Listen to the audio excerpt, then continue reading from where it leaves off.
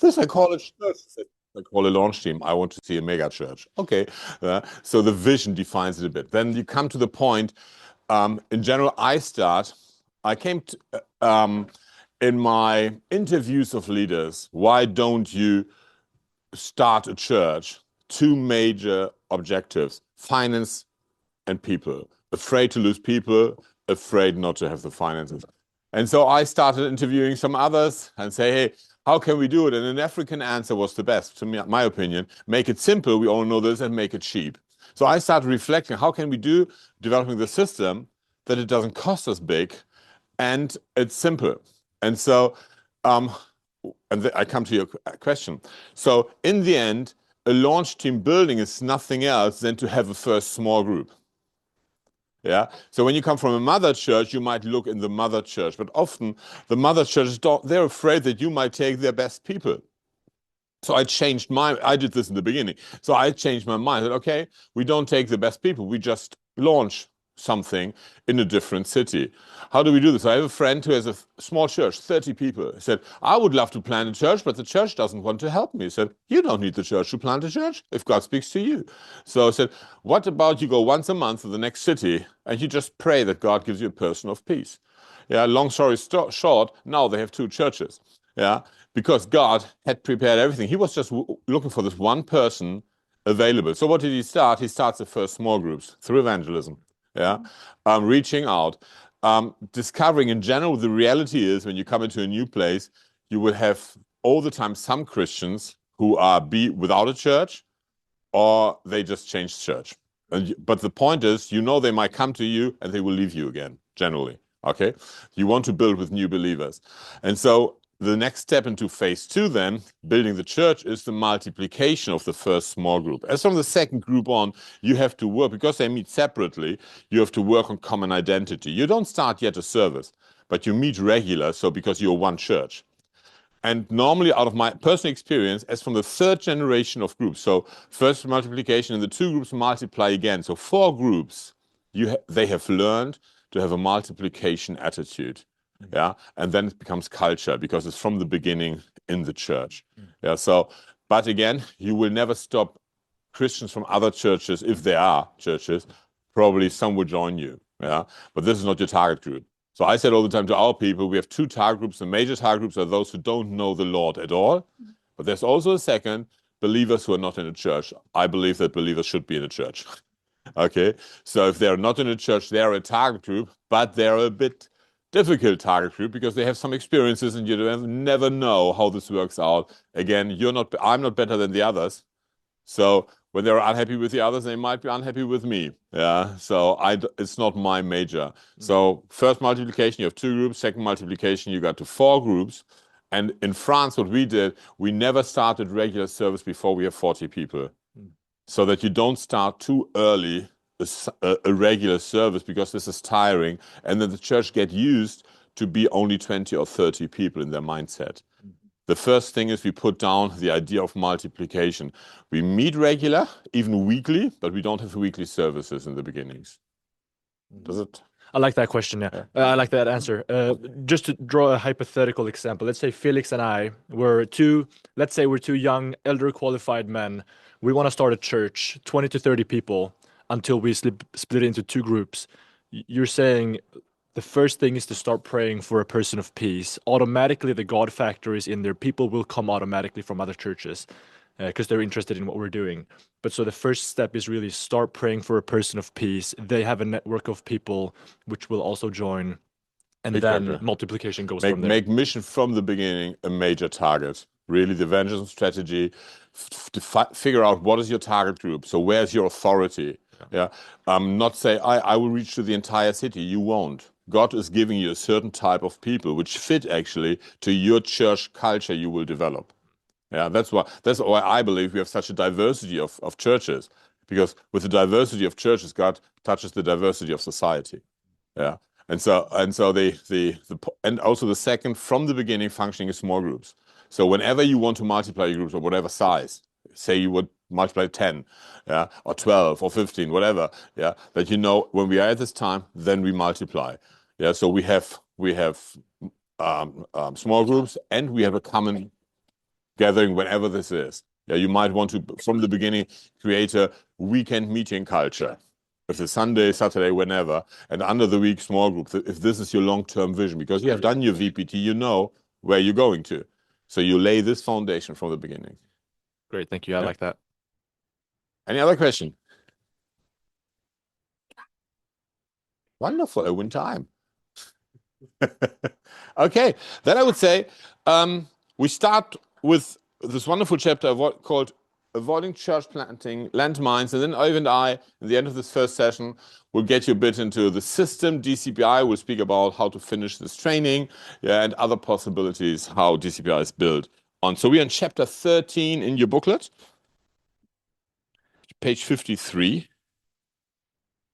So what is a landmine? When I discovered DCPI, I thought, reading this phrase, I thought, man, this is American. As a European, I would never think that I would call it a trap. I would call it whatever difficulties, never a landmine. So it's American, okay? A landmine is a church planting landmine, is a dangerous, destructive, and often avoidable situation common in church planting. So what we put in this chapter here together in this session is a lot of experience which are repeatedly given or done. Yeah, so it's funny enough, all over the world, we Christians, we are all the same, we do the same mistakes. Yeah, and so these are the top 19 we discovered. So in this session, we base again on a principle. Yeah, so we say all the time, if you're in church planting, you're really in trouble. I said this already yesterday. And our principle is now the Joseph principle. Let's read it together aloud. Attending to organizational and administrative matters will protect and stabilize a new church and enable it to grow in a healthy way. What does it mean? Have a clear system from the beginning. Understand what you're doing. Yeah, systematic is so important. By the way, it's quite easy. With vision, you create passion.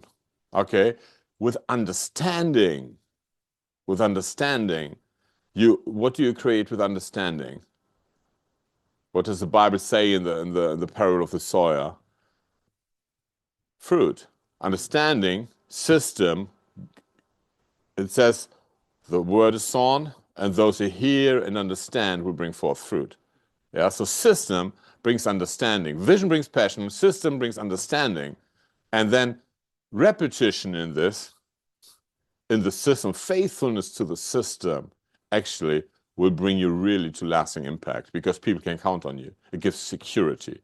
Vision, passion, system, understanding, and repeatedly doing the same thing, yeah, creates trust because the people know you really do your system. And this is where we want to get you in. So the 19 landmines we are looking into now, these quite common mistakes, which quite interesting. I made them nearly all. So he is a man of experience speaking to you. Trying to plant without being called by God. This I didn't do because I was called by God. But as I said already yesterday, everyone is called to multiply. But what we need is very clear. We need a word of God. So not just trying to do something, not just, oh, I'm frustrated by what I'm seeing in the moment. I just do something new. This is proud, but just by the way, I think I'm better than the others. Okay, if God is not giving a call, yeah, just don't start and seek the face of God until you have a clear word, which really is carrying you in this. So number 2, trying to plant without being a church planter. What does it mean when we say without being a church planter? Something like we spoke yesterday in one of the principles. If you are not a visionary, you shouldn't plant a church.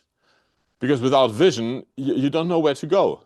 And probably someone else will take over and the whole thing will be a very confusing idea. People come together with different opinions and different ideas. I just met a young leader and he said, oh, I joined this church now. I said, oh, great. So what happened? Yeah, our church closed down. Okay, so this was okay. He was a Christian. He just wanted to be in a church. Okay, so it's a new church. The church plan is wonderful. So I said, so the vision of the church is matching exactly with your vision. Oh, I don't know. You don't know? No. I think the leadership is not yet clear what is their vision. I said, oh, yeah. So for me, it's the first warning signal. Said, oh, great. And so I know you're a charismatic Pentecostal guy. You love the power of God. So is it a power-oriented church? I'm not sure. So I just tell him, man, you're in trouble.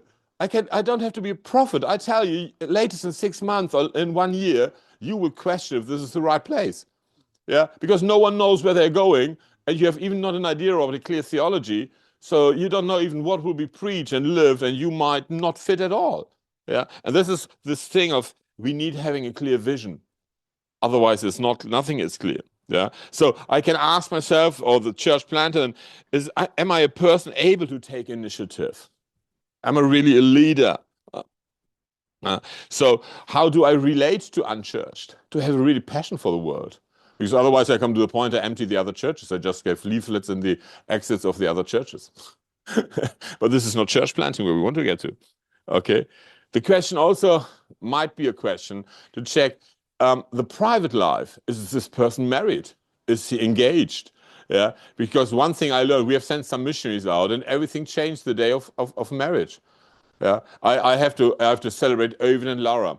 Honestly, guys, you are the first leaders I met for a long time, young leaders. When you got the baby, I had the impression nothing changed. Just Maria was there on every Zoom call. Yeah, but I met so many leader couples. When they got the first kid, everything changed. Their commitment changed. Suddenly, the kid was more important, and family and commitment to church planting really went down. So it might be a reflection. Okay, where is the person at in his private life? Yeah, and what will it look like when things are changing in such a dramatic way? The question: am I, or is the person resilient? Yeah, how do I function under pressure? Just because when I started church, I'm in trouble. Pressure will come. We were speaking in the last session about this. Yeah. And one thing not to forget, is the person ready to work hard? Yeah, it's not only a romantic spiritual way. Often I say, hey, 20% of prayer and 80% of transpiration. It's hard work. It's hard work, church planting, because you have to be there. Especially in the pioneer phase, you have the impression you're just everywhere. Later, it's nicer when you have a bigger group or so, but in the beginning, man, it's just horrible. Yeah, so you have to be ready to work hard and to be aware of that this is not an easy going.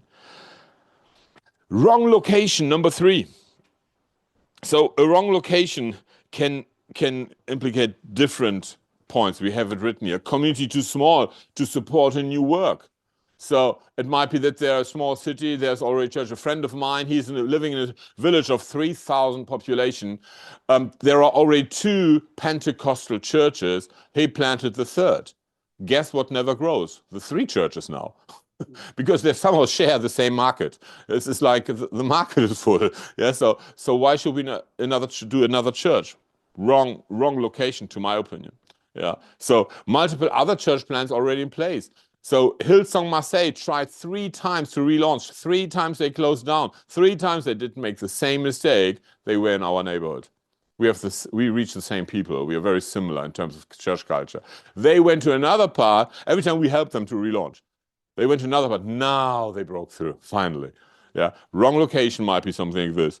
The presence of a single church, exactly this next point, that looks exactly like what you're seeking to plant.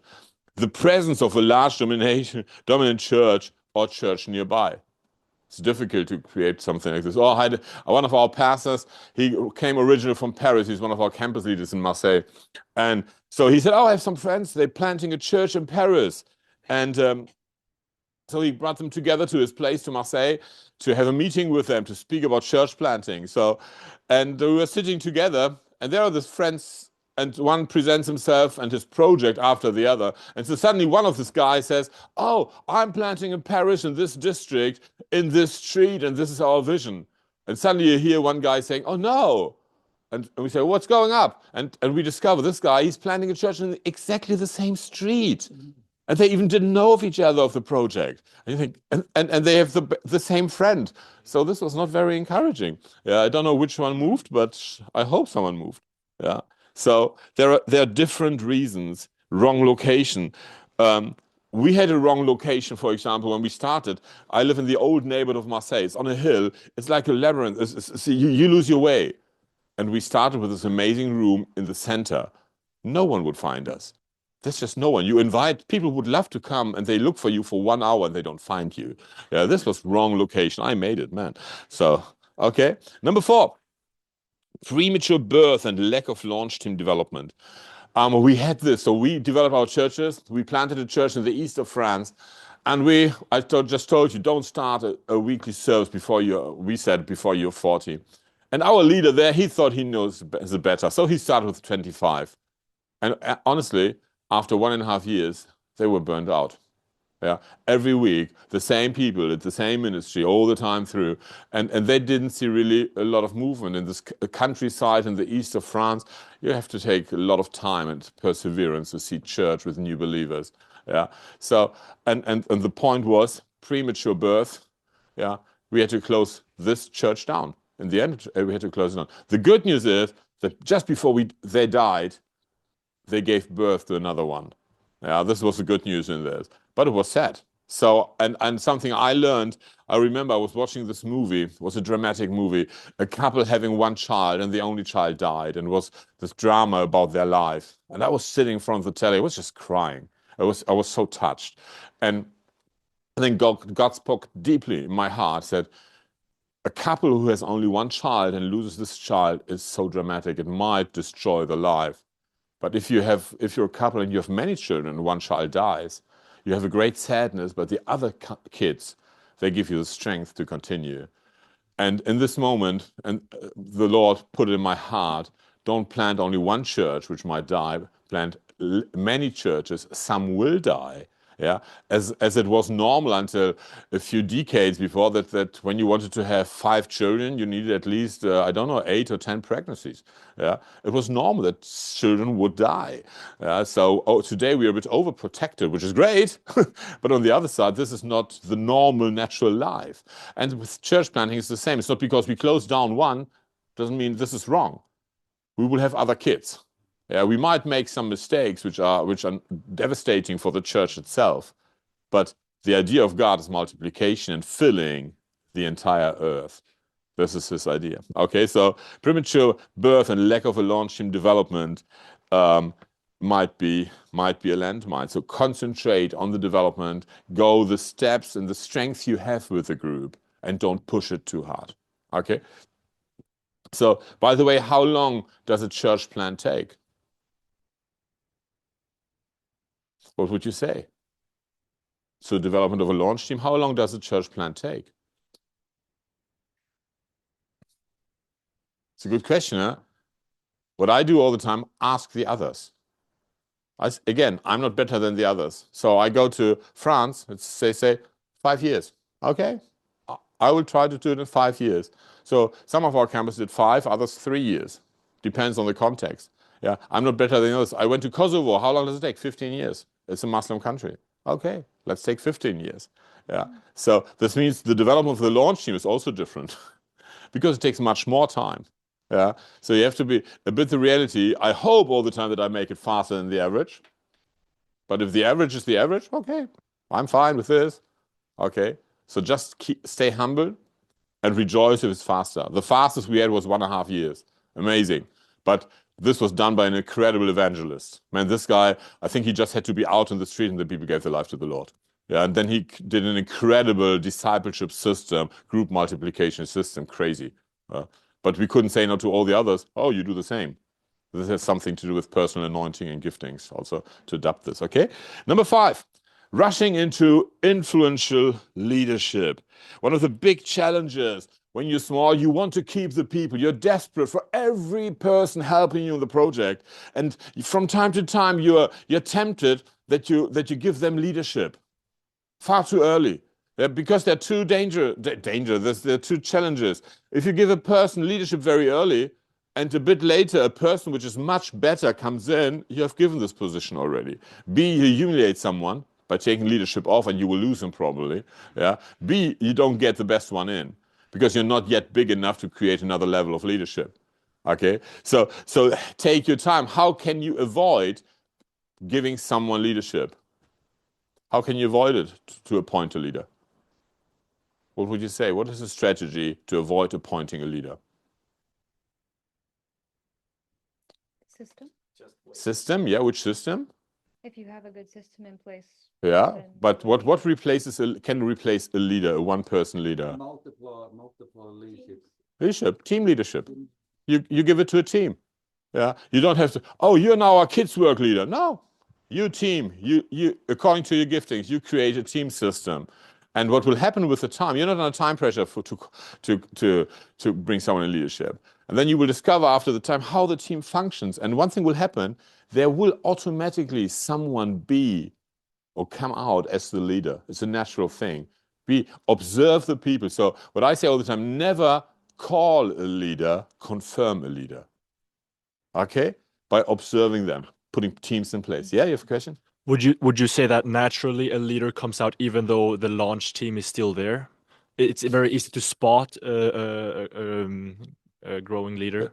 I can tell you how I function. DCPI. So I became the world's own leader in 2023. And so now I knew I have 10 years time. Then I'm out. I'm retired somehow, or too old. So in my personal strategy means I have 5 years time to get my successor in place, and then 5 years to stay on his side, that he can grow into maturity because there will be a weight of responsibility on his shoulders. So, and then I'm out. Then I still will be a trainer, I'll still serve the Lord, but not in a leadership role. So that means in 2029, latest, I want to take off the world's own leadership. I just want to be the mentor of this. So what did I do? I announced on my first preaching to all the trainers in our European summit my exit strategy. Yeah, and then from there, I looked around. So where are young people? So our strategy. Okay, when I'm in 10 years out, they should be around 40 plus, because in European nations, you have to be at least 40 years to be recognized as a person of maturity. Strategy, okay? So I got my radar out. And in this radar was Owen and Laura, for example. So I built up a team.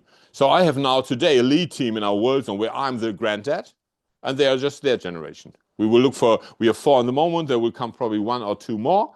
We're looking in the moment. And then I said, Lord, let's look how they function in the team. And I looked how they function in the team. And for me, Owen stuck out. So I said, hey, Owen, are you ready to become a vice world zone leader? And he said, what does it mean? Oh, you will be my successor if you survive on my side. Very easy. So in 2029, I will pull back.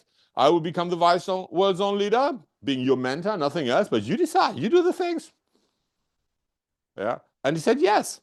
So now that's why Owen is the vice world zone leader. He's our leader for the Nordic nations in the moment, and married with Laura, overseeing NexGen in Europe. But he knows if he survives, 29. That's why he asks regular, am I still alive? Yes, he is. Yeah. Because, and this is a strategy in the end, really, to first a team, and out of the team. And in some of, we have one leader in this wider team, the next level, who I inherited as a leader, but he doesn't do his job. So I observe. And what do I do? So I don't want to humiliate someone, take away, because he has the leadership. So I will build a team around him. Because we talked about concerns with church planting yesterday, and I think that would be a big concern for me, finding a leader that is qualified. I believe in qualified leadership, as according to 1 Timothy and Titus. Mm-hmm. And to find a qualified leader within just a few years of starting the church. Can I say something? Burp. Mistake. You never find a qualified leader. You raise a qualified leader. That's the point. Okay, so finding a person with potential of becoming a qualified leader. But you don't find them. I don't have the potential. According to my Bible school, according to many of my leaders, I don't have potential. But here I am. I'm their leader today. It's not this. It's really, that's why take your time. We are too leadership based. We're too leadership based. Let's pull it a bit down. The greatest leader is the greatest servant. I want to see the servants. I want the real great leaders. They are not longing for leadership. They're longing for servanthood. That's where I'm looking for my leaders. That's why I create teams. Where are those who work hard in the back? They don't need the stage. They don't need the front line. They don't need the spot. They need to serve because they love Jesus and they love people. And then I will take them on my side. Can you imagine to come along? Can you imagine to give a bit more time? Can we talk about things? Would you have time for me? It's when I don't say, I would like to develop you as a leader. Can you take time with me? And there I see character. And after it's and still you might miss it. That's why we have so many crises in churches. Everyone who calls a leader, qualified leader, thinks and thinking, great guy, yeah, we make it. And suddenly character comes up because God sees the heart. I don't see the heart. I hope I understand. Yeah, it's never fully understandable. And so that's why really, but you need, as a leader, you need a system of raising leaders. So what is your leadership path? I go to churches on a Sunday. I would come in and say, hey, this Sunday I will give my life to the Lord. I come into your church. Just tell me, how long will it take? What are the stages and the steps I have to take to become a pastor in your church? Over 90%, 99% of the pastors can't give me an answer. If you don't have this system, you're not ready yet. This is as a leader, I have to have a clear system. It's like when you're building a tower, you build every floor. Before you can build the stairs, you build a floor, because the height of the ceiling defines the stairs you have to build. Okay, and this is the same thing. So I first have to define the different levels in my house, which are necessary from entrance to top leadership, and then what are the stairs I have to walk up with these people to get into the next level, and how long does it take? And again, there is not a regular rule. I have different people gave me different options between 3 months to 5 years. Okay, some are more result oriented. When everything is maturity is given, then you can take leadership. And others say, no, humility is enough. I take him along, and I walk with him up the stairs. That's more me. So my leaders, they can make a lot of mistakes. I carry them. My approach is, as a leader, if you succeed, you will be visible, and we will celebrate you, and we will get you into the light. If you miss it, I take it, that you don't have the pressure. So if Øyvind will make mistakes, he will make mistakes, I take it. I take it. It's my mistake. It's not his, it's my mistake. But if he wins it, man, we celebrate Øyvind. No, yeah, you understand? Yeah. So it's a question of the system. To take your time that you are aware of. I hear this so often. We need these leaders and these leaders. No.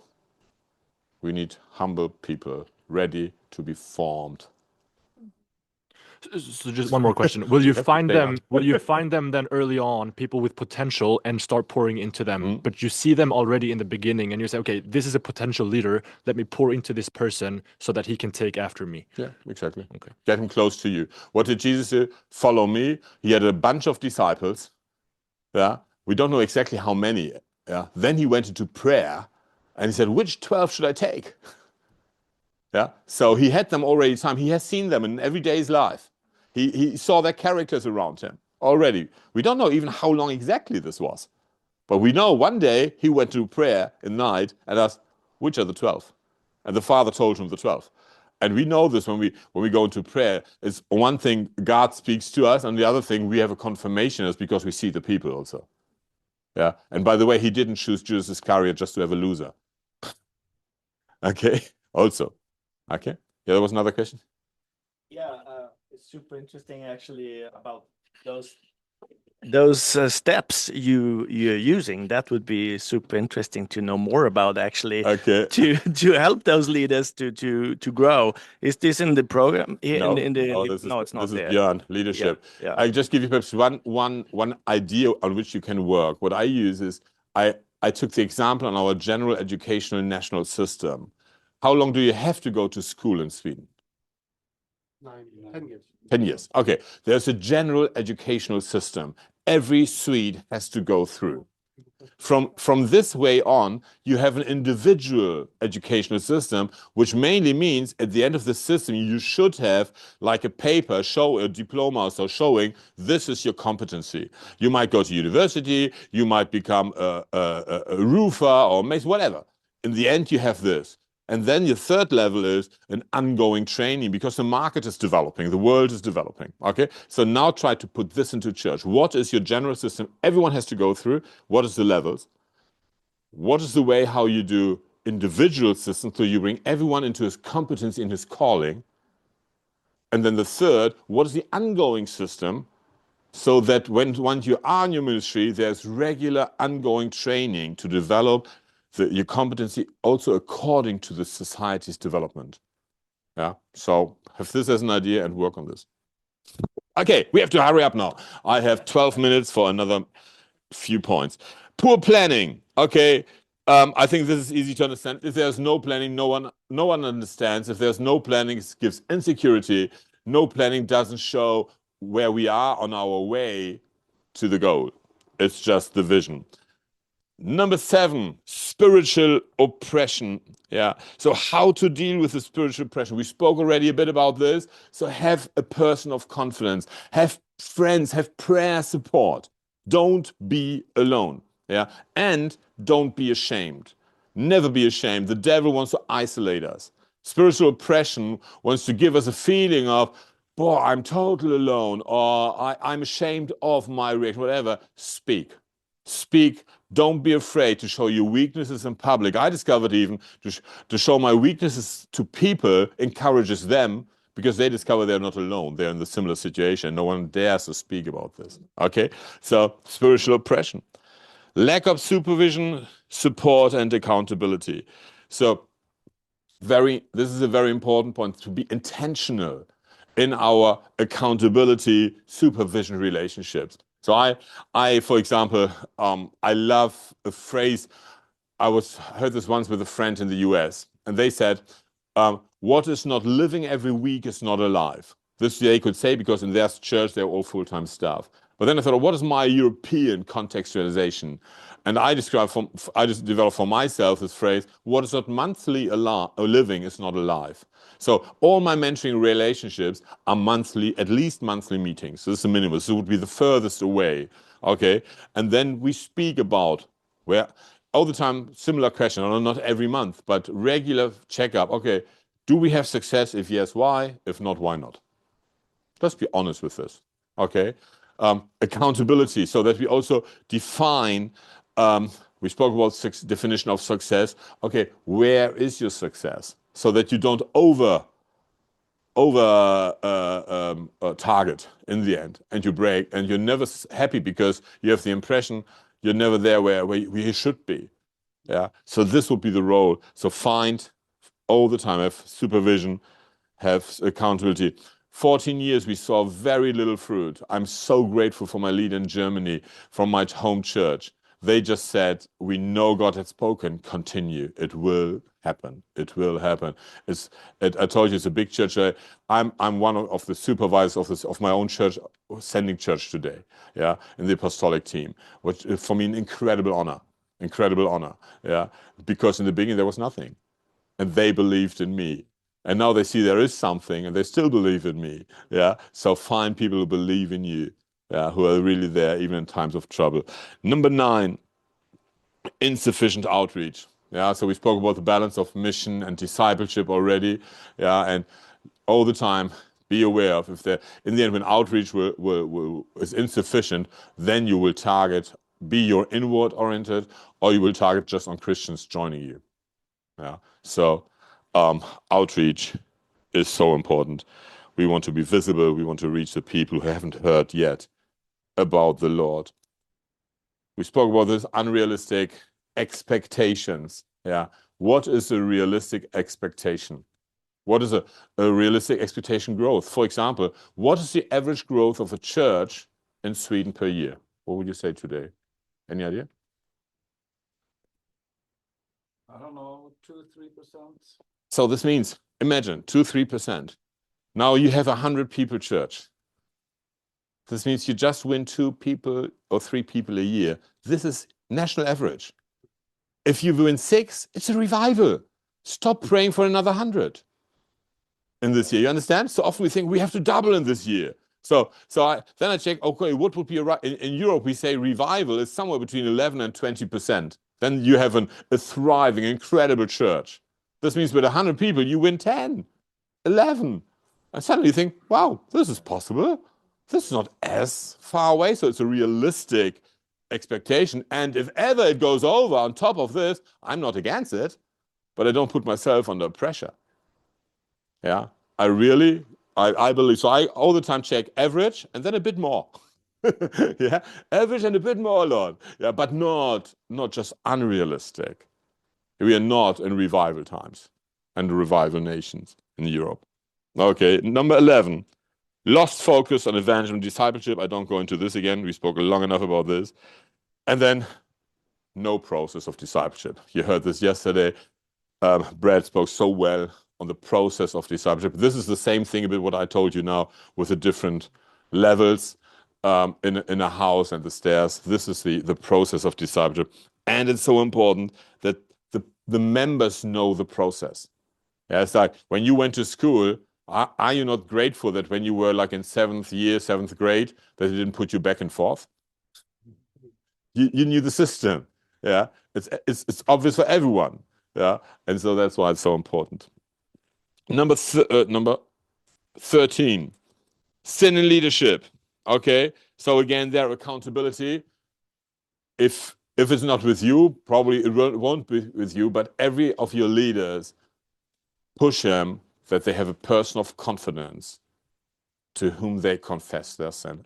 From time to time, we are so anti-Catholic that we don't have confession to people anymore, only to Jesus. James is very clear in this. Confession, there's life and health-giving power in it. Okay, so really find these people and be all the time ready for repentance.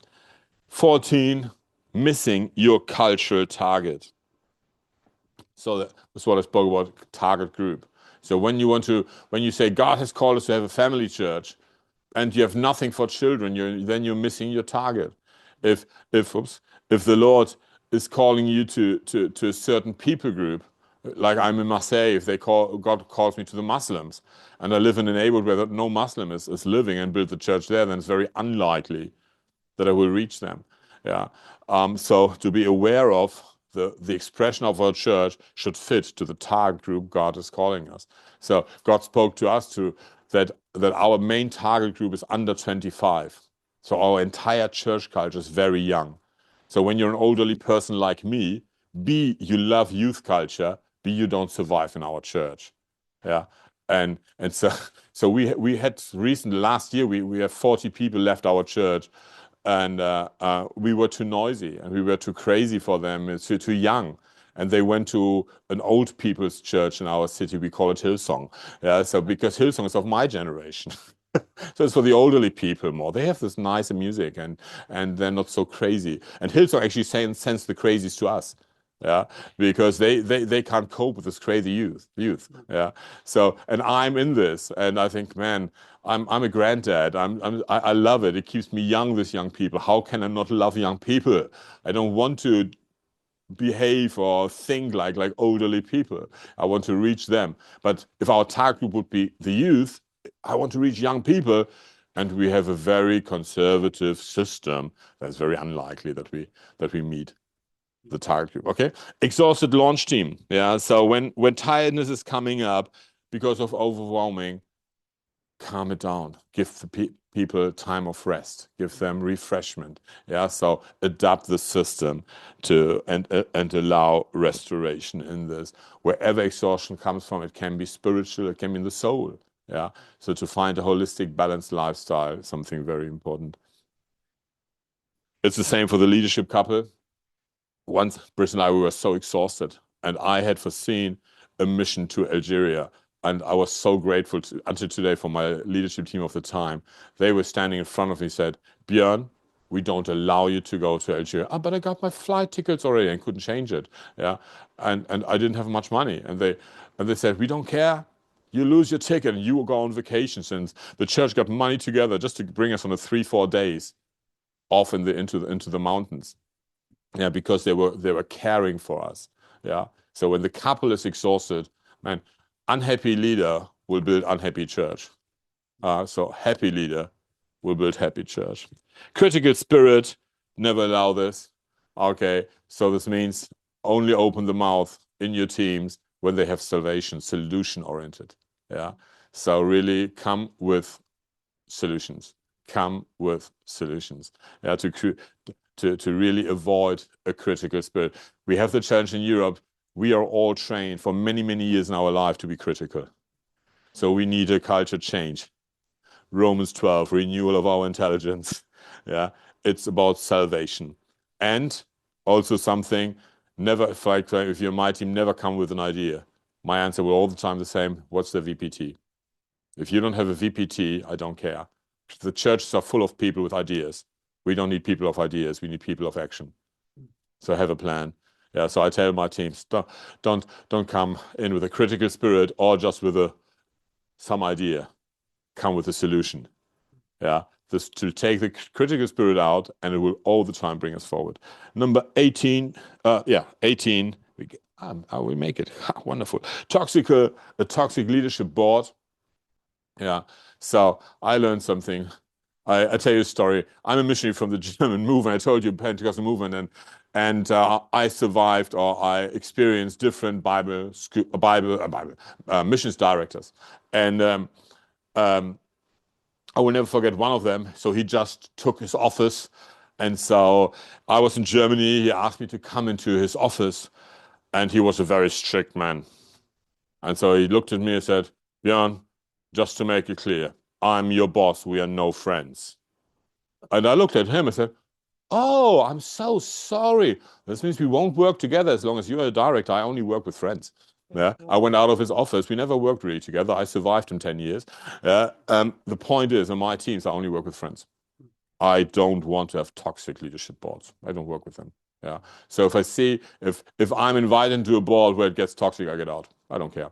Yeah. Why this? I have only one energy, and I want to focus on joyful, effective kingdom work. Amen. Joyful, effective kingdom work. Yeah. So that's why, for example, I love generally to create in churches teams where we have a limited time, where people are in a limited time of commitment to a position in the board. Yeah. So that the changes are possible and similar. If there's a crisis in a relationship, this is not toxic. Okay. Crisis can happen, but if it's toxic, means this is a permanent spirit of making life difficult to each other. Okay, it's a culture which was established and accepted in a team. And the last one, wrong facilities. This has also something to do with place, but also with your target group.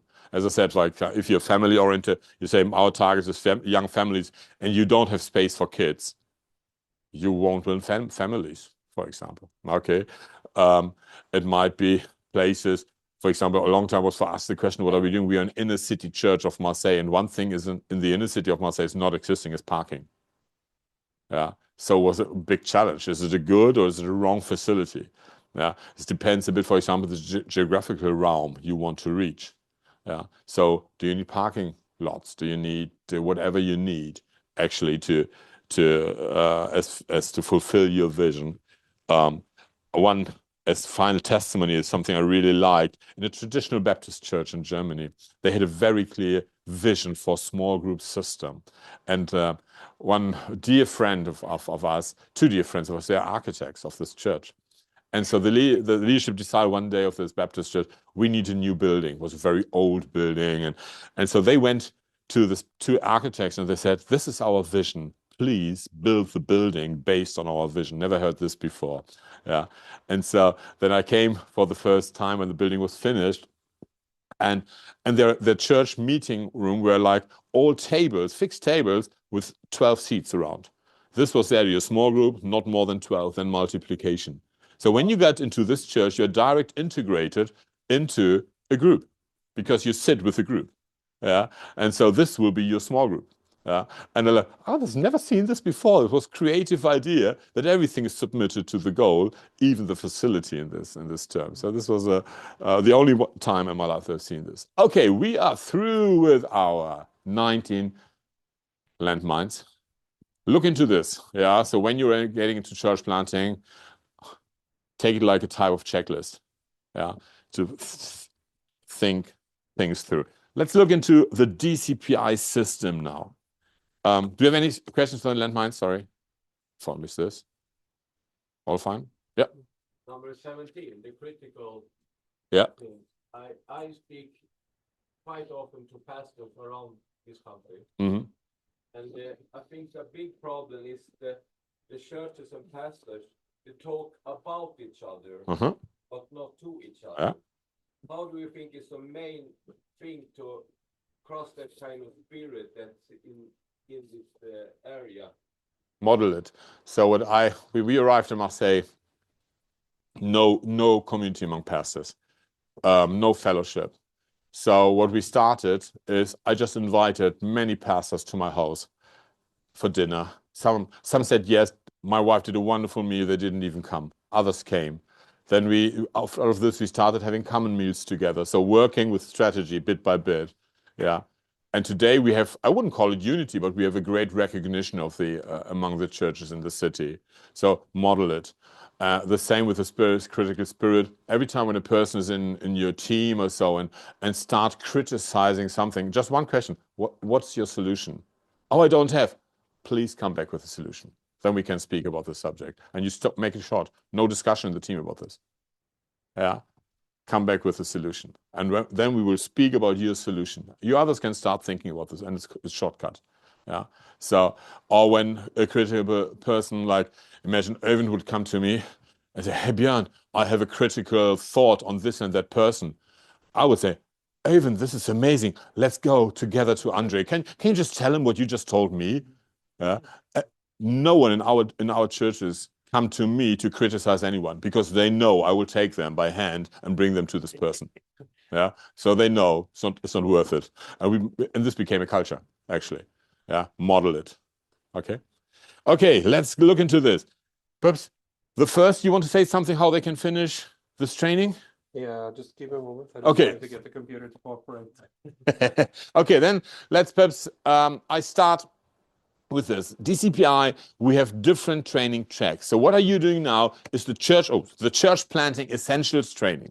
Every training track is individual in its part. You can do this one or that one. One is not built on the other. This training track, as you see, is for the launch team of church planting. We have a second training track, the same amount of hours is for the mother churches. So the VPT for the launch team comes out of this training. On the same time, when you have the mother church, they have a different job than the launch team. So they have to understand their own implementation plan. And this training is called Churches Planting Churches. It's for mother churches. So it gives them the understanding, okay, in the church planting process, what is our role in this? Then we spoke about mentoring, the Barnabas principle, you remember? So we have a training called Mentoring Church Planters. So this was my first DCPI training. I loved it. It's a good mentoring training.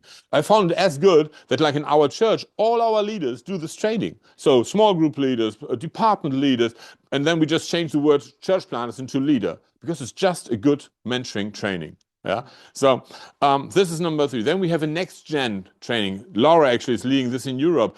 Teenagers. Yeah. So have a 1-day training with a youth group to get into missional thinking, multiplication thinking, and church planting. In our church, we used it that our youth every year had a project how to support church planting as a youth. So because when you want to create culture, you have to take the next generations along. Okay. They have another training track called Healthy Church Dynamics. This is for churches who are not yet in the thinking really of church planting. They might need even a revitalization. And it speaks about 8 systems, yeah? 8 systems, yeah. 8 systems in church, like the discipleship system, the pastoral system, financial system, multiplication system. And it's more a coaching tool to check up where's our church at and what should we do to be well in this system. And because it's about multiplication system too, they also will think about church planting in this. This is number 5. Oh, you've got them there. Great. And can you make the wheel? We speak about the flywheel. So we have 4 different phases in the end: planting, thriving, cultivating, and multiplying. And we check with the churches where they're at. So church planting essentials, as we said, you just did about church planting. But we have also another one is just added here. This is church planting discipleship. It's like for house churches, individual evangelism training, you can call this. And parallel to this, we have the training day for missional groups. based on the same idea, training of mission groups is define your target group, define how you evangelize the target group, because every target group needs a different strategy for evangelism, how to disciple your target group, and how to develop a multiplication cycle, yeah, to define it. Then when you're not, perhaps you're not in planting, but you're in the thriving part, yeah, so healthy church dynamics. First discover where we are at. All the mentoring church plans we spoke about. Cultivating about over generations. So NexGen challenge, I told you, and the CPC, church planting churches. So we did not only a CPE as a church plant, now we become a mother church. And you remember the principle from the very beginning. Define your next church plant. So this means you, from your very beginning as a church plant, you think already, I will be a mother. So here's the next. So you see it's a system working together. Yeah. And then we have a training how to launch a church planting movement.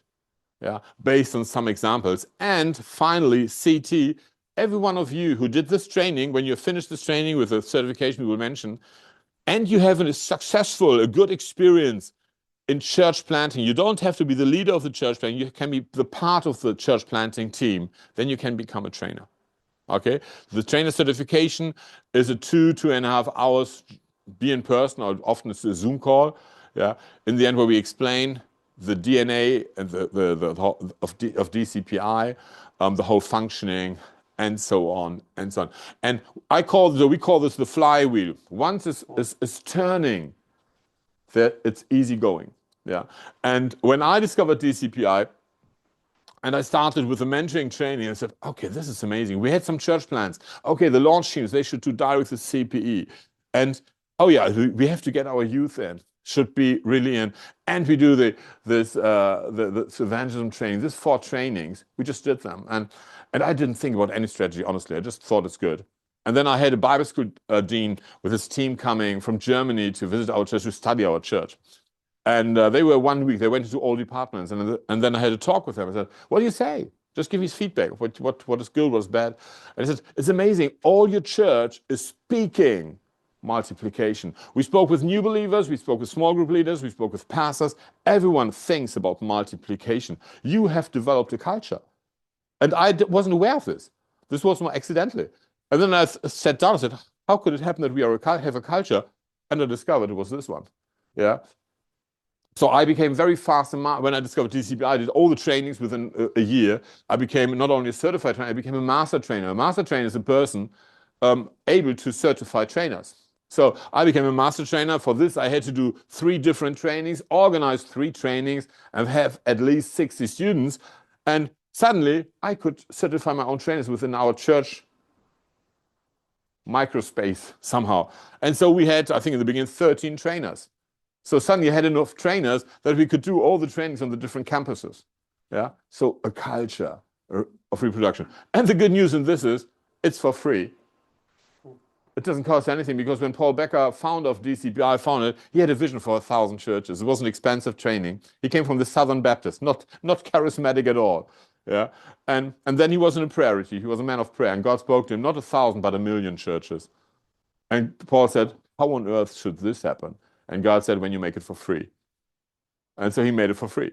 And in 2022, we had the celebration of the 1 millionth church influenced the DCPI training in the world.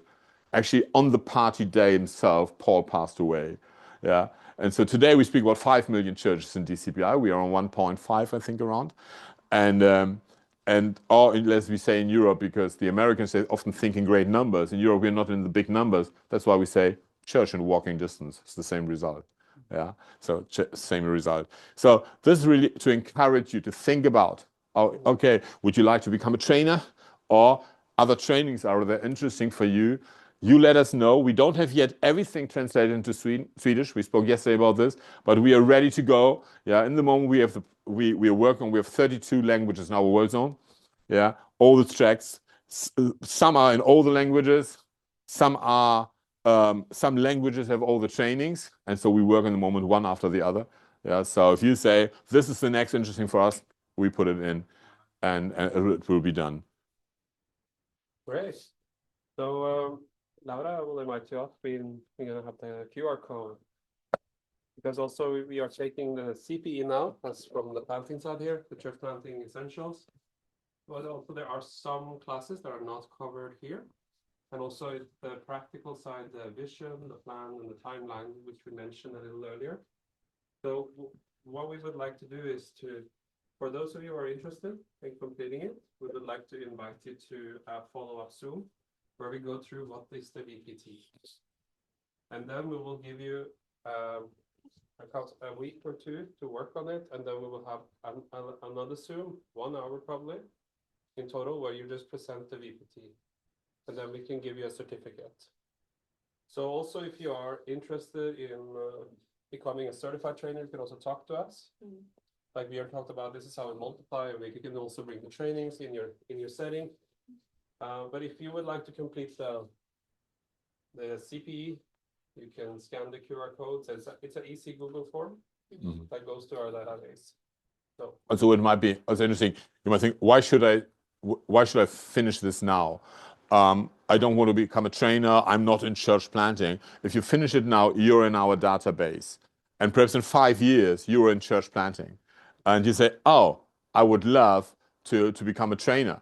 Yeah. Then you're in, you did it. Yeah, we know that you did it. You're in, and then you can be certified in 5 years or so. Yeah. So that's why I would encourage you. It's an easy going. It's a 1 Zoom call, max 2 hours, and the second 1 hour.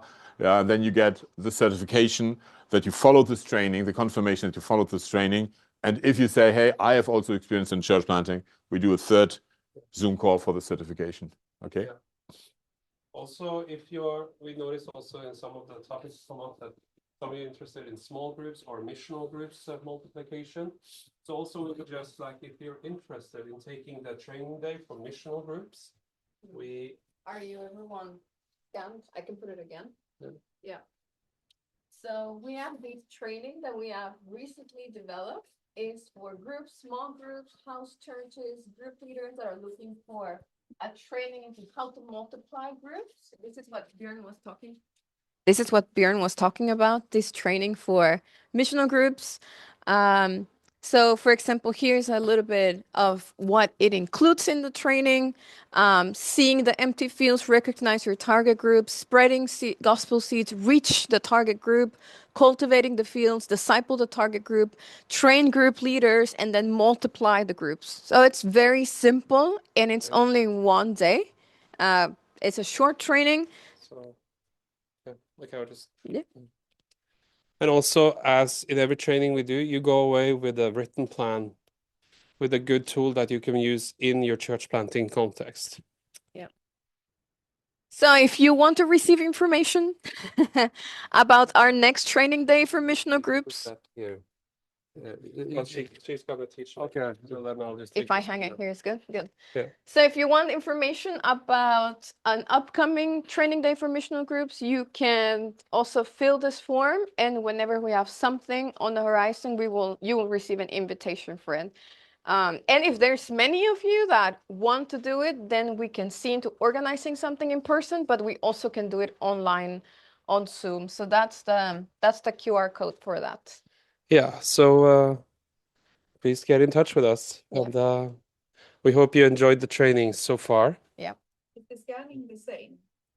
This is a different. This is for the This is for- missional group training. Yeah. So, do you need the first one? Anyone still needs the first QR code? No. We can also provide it. Yeah. Yeah. We can send the link. Yeah, we can Yeah. provide it for them. Yeah. So it's easy to take it later if they need to. That's awesome. Yeah. Yeah. Then you also do that. That's great. Then should you take us into our next session? Can you bring my iPad? Yeah. Yes, I'll bring you up. Okay, I'm gonna take this out of the screen. And actually, we changed a little bit our plan of the schedule because we wanted you to experience as much as the whole training of church planting essentials. So we're gonna go into a session called timeline. It is how to use a timeline. And this is a very practical session, and more than just theories, to just give you tools of how to plan. Really, this is a project management tool.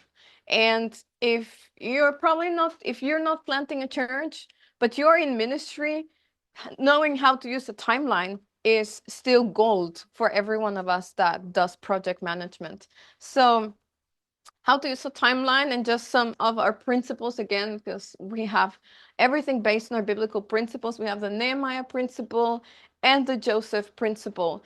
And these ones are into every vision must lead into prayer, prayerful planning, task list, and we put the task list on a timeline. And in the Joseph principle that we have read several times, that organizational and administrative matters will protect our new church. So that's why we go into these practical tools. So a timeline uses a grid to plan events for 13 weeks, an entire calendar quarter. So yes. Yes, this is chapter 14. And I think you are in page 55. Yeah, how to use a timeline. So yeah, church planting is both a visionary adventure, but it's also very administrative task. It's really a big project management task. So that's why we want to give you this tool of let's put our plan and our phases of church planting into a timeline so it can make it easier for us. If we think we're going to plant a church, it's a big and overwhelming project. So that's why we have the phases that are based, the biblical phases of church planting. And so, like we said, we don't move a phase. Oh, I'm sorry about that.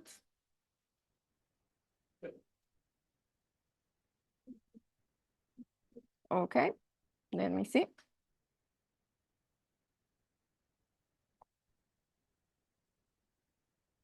There we go. So I have to confess you something.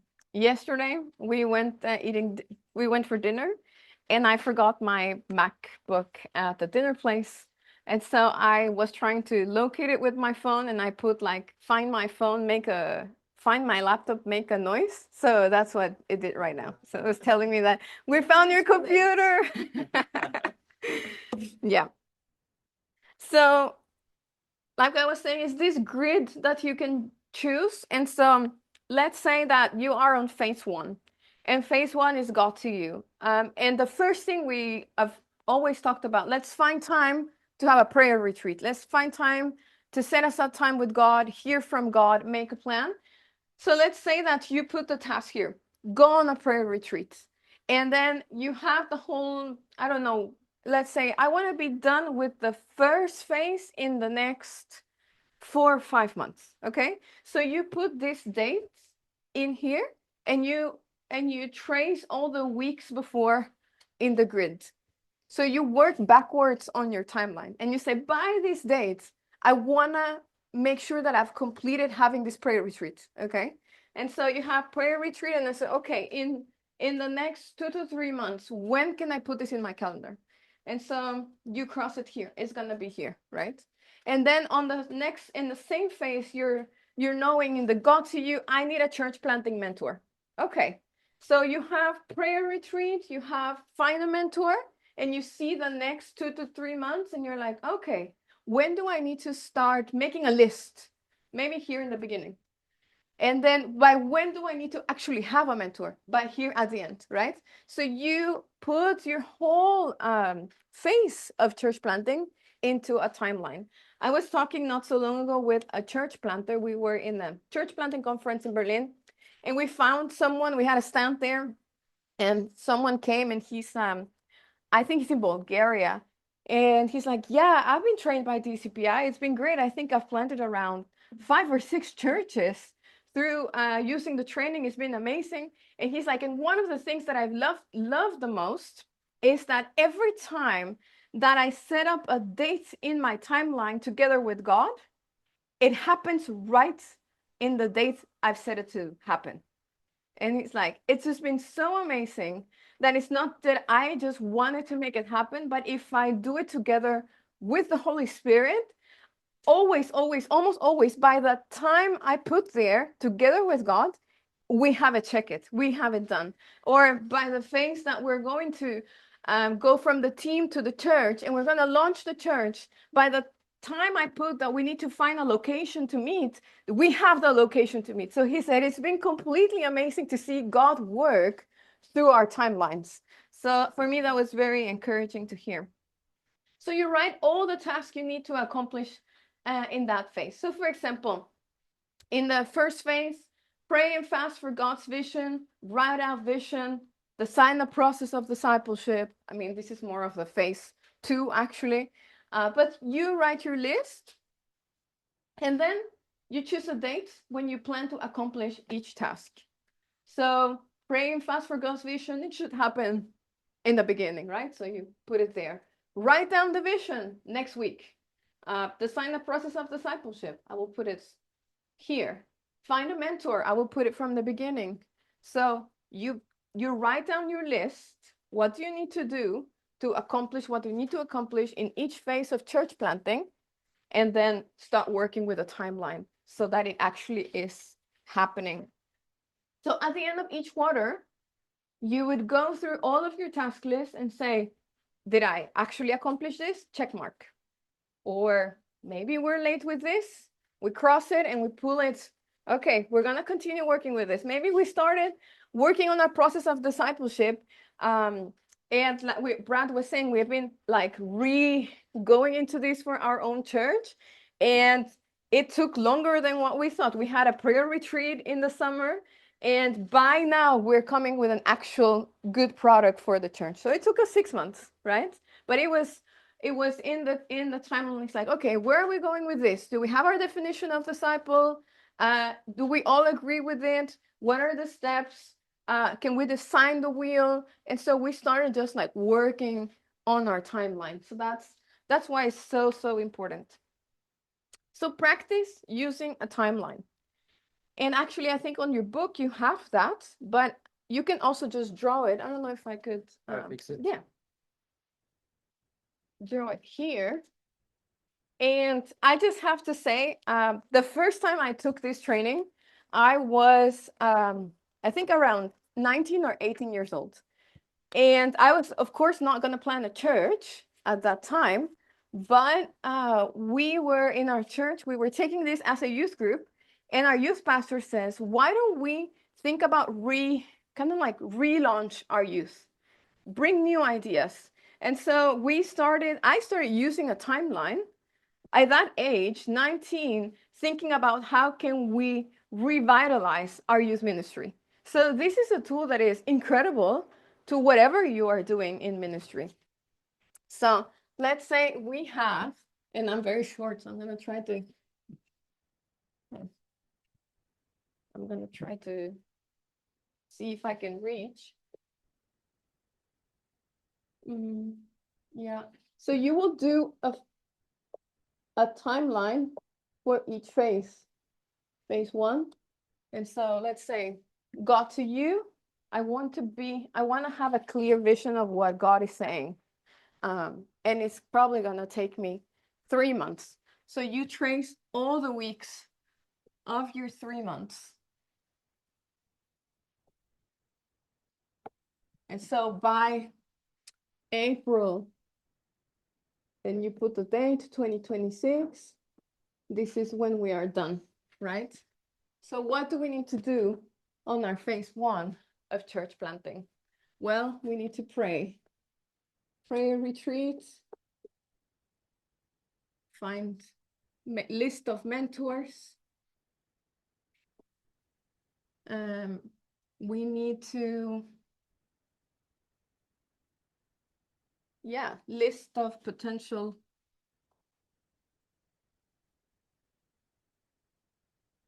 team members.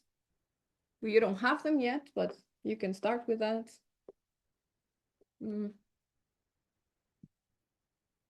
Write the vision.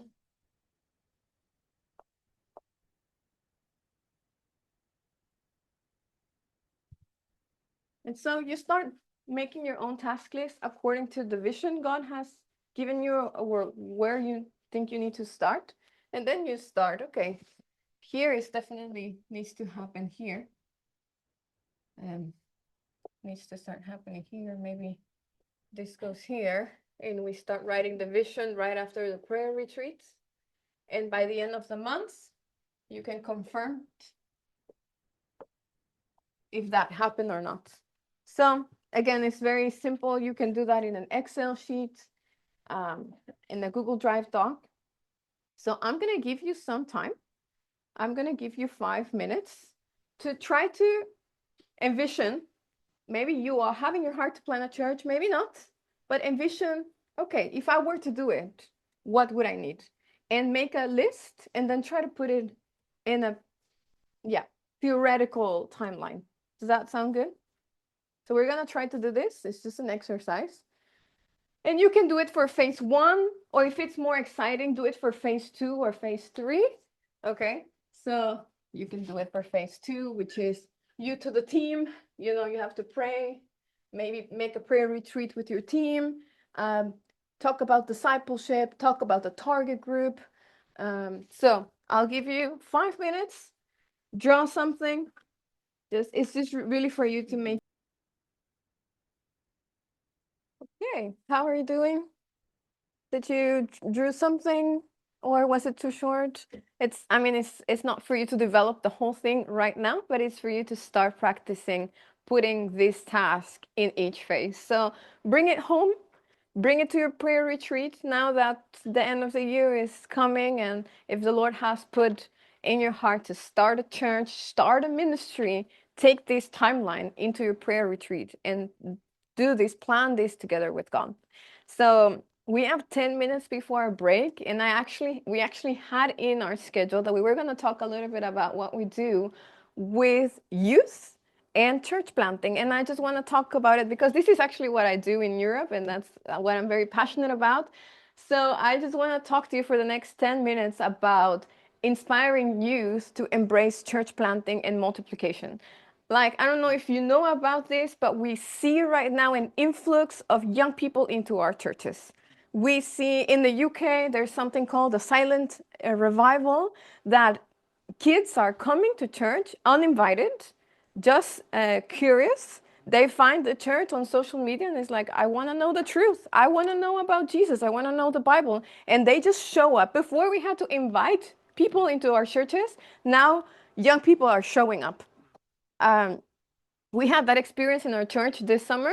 One girl came to one of our grilling, we had a grilling event for our youth, and she's like, I've been wanting to come for so long. Like, I've heard about you through a friend, and I'm just so interested. She just got baptized 2 months after God gave her life to Jesus. She's serving now on a team. It's just been so incredible to see. Like, she was so ready to, take in the gospel and live out all of what God has for her life. So it's just really, really incredible. And so from our side at DCPI, here's just some scriptures of how we are to tell the next generation what the Lord has done in our lives. And this is what Brad was talking about yesterday. This is the most sad scripture in Judges 2:10, that after a whole generation, after Jacob grew up, that knew nothing about the Lord. He knew nothing about what God had done for Israel. And I believe that it has happened like that in Europe, that God has done amazing things in our country. At least I can speak for Norway. We have seen God do amazing things. We were once a missionary sending country, one of the most missionary sending countries in the world. And suddenly we have a secular generation that knows nothing about God. So what is our part today? Our vision for DCPI is to equip leaders to plant 5 million churches to reach the world for Christ. But the question is, we have, after 30 years of existence of DCPI, we have seen a little bit over 1 million churches being planted through training. So my question is, how many more generations would it take to see the 5 million vision accomplished? So I know that what God has given us as a vision will not be accomplished in my generation, maybe. Maybe it's going to take, unless, there's a big revival, And I think it can happen. And I actually dream that I will be able to see it while I'm alive. But then we need to do something. This is of a training we had in the UK. We trained a bunch of teenagers. This girl, she's 10 years old. She serves in her worship team, not in the kids' worship team. She serves in the worship team of her church. And when people ask me, was she like playing with a microphone? No, she was seriously worshiping God. She was so prof about what she was doing. So God doesn't set an age on young people. There is actually no age limit for ministry. There's a maturity thing, but there's no age limit for ministry. So what are we doing with the generations that are coming after us? So how many generations would it take for us to accomplish the vision? Think about where you are. Think about your churches. How many generations would it take to accomplish the vision God has given you? So we need to have this generational perspective. So we have a principle at NexGen, DCPI, that the future of the church is directly connected with the involvement of new generations. So there is no guarantee that the churches that we plant today will survive for the next generation if we don't connect them to the church. And that's why it's so important that we bring church planting and multiplication to young people. So a lot of times we talk about church planting to top leadership. We often talk with Bible schools, denominational leaders, and all, okay, we're going to plant churches, but our youth know nothing about that. And I think we need to bring that conversation of multiplication to teenagers, because they are not the future, they're the now. They are the now of the church. So that's why it's so important. So I have like 3 things I would like to challenge us on as church leaders, as people involved in ministry. How are we casting vision? How are we casting vision?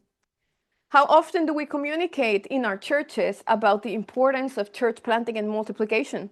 Not so long ago, we were invited to preach in a camp. It was a New Year's camp with young people. And in our region, people know that we are like the crazy guys about church planting. They talk a lot about that. And they were like, why don't you just come to us and talk to our youth about this like missional and church planting? And so we talked with these young people and they were like, I've never heard about that before. I never heard that that's actually a possibility. I never knew that maybe God wants to use me in church planting. I have actually, one of them said, I think I have a calling to plant a church in the future, but I've never heard that that was a possibility for me. Think about that, yeah? So God is calling. I don't know when you experience a call of God upon your life, but I remember I was 11 years old. So God calls young people. Why are we not explaining the Great Commission to them and how important church planting is? So how often do we challenge our youth to take ownership in church? Sometimes we say, oh, you can help me a little bit with this task. But actually, how often do we give them hands-on opportunities that they feel, I own this. This is my ministry. Like we said, this girl, she's 10 years old. She's in her worship team. She has ownership of that ministry, which is amazing. So vision casting and challenge. Then we have give opportunities. And so if we're about bringing the next generation, fostering the next generation, to plant churches, to bring the gospel to the next generations that are coming, how are we giving opportunities in our churches? Is there space in our churches for trial and error? Because if you involve young people in your church, it's going to be messy. They're going to mess it up sometimes. But is there place in your church, just like Björn said, to bring young people along and say, hey, I'm leading. You come alongside. I'll train you. And if you make a mistake, it's my mistake. But if you win, you win. So that really encourages young people. How we map level entry ministries for our kids and youth to put their hands on. And we were talking about recruiting a launch team. When we planted in Sarpsborg a little bit over a year ago, we actually brought just a bunch of teenagers from our mother church. And we were like, okay, where do you think you could put your hands on? I can do the welcome. I can put the flag out and like say hi to people. I'm really good at that. Awesome. And so we have this girl that is super energetic. She is actually from Syria and she just loves people. And she's like, hi, welcome. And so we couldn't have anyone better to do the welcome. Yeah. Then we have someone that is a little bit quiet, likes to be more like behind the scenes. It's like, I'll make the coffee and put the cookies out. Like, awesome. So, giving these opportunities to say, and all of them can say that they have church planting experience by the age of 16 to 19 years old, because they are part of our church planting team. Think about how cool is that. When I was also in my late teenage years, I had the opportunity of put my hands on a church plant in Brussels, and we met in a Subway restaurant, like Subway sandwiches. And so we will come in, it was closed on Sunday, so they rented for us. And what I did was to push all of the Subway tables and set up a church inside of the Subway restaurant. And for me, it was one of the most coolest things that I got to do. And for me, it meant the world. So, just involving young people to put their hands on. Do we have opportunities in which our kids and youth can be exposed to church planting? And then we have a culture of mentoring and role models. How can we include mentoring in our discipleship programs? How can we have mentoring as a part of our church planting culture? And do we have spaces in our churches in which generations serve and interact with each other? So when I'm saying let's give chance to the next generation, doesn't mean push out our generation or the generations that are older than us, but it means how can we bring them together and actually create mentoring relationships? Because our youth need mentors. They need people with experience. So how can we not just give them these opportunities of service, but how can we connect generations and create a culture of mentoring? And if you ask young people today, they crave for people that would invest their lives on them. So we have a lack of mentors. The question is, are we willing to be mentors for the next generation? And so this is a little bit, just to share a little bit the heart behind NexGen and DCPI, and just some questions.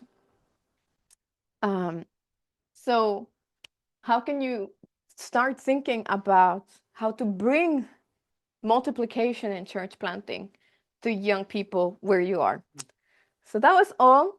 I hope that sparked a little bit of interest and fire on you, and talk to us if that resonated with you. We want to see a movement, and we have a training for young people, but I really believe that the training is just part of a movement. We need to see a movement of young people saying yes to God, saying yes to the Great Commission, and started putting their hands on in church planting in church.